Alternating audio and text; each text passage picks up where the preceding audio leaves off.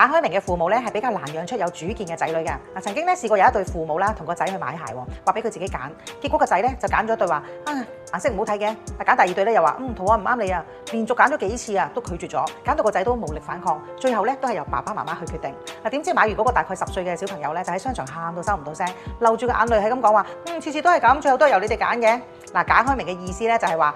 俾你揀，結果最後都係父母揀。如果你直接塞俾個仔女咧，佢都仲可以話唔中意，但係解開明咧就會話係我唔係叫你揀咗㗎啦咩？仔女根本就冇得反駁啊！呢樣咧其實係控制啊，仔女只會怪自己，好委屈咁樣話點解我揀唔啱爸爸媽媽中意嘅？耐咗咧就會冇自信，收埋自己，會習慣咗講是但啦，連自己中意咩都唔知啊！嗌少少嘢咧就會糾結內耗好耐。真正俾仔女有得揀嘅就係讓佢承擔風險，唔係逃避風險啊！比如買衫話白色好易污糟嘅，其實咧唔係真係俾佢揀緊啊，污糟翻屋企洗咪得咯，咁先至係真係讓佢自己去承擔風險噶嘛，先至會養得出有主見嘅仔女㗎。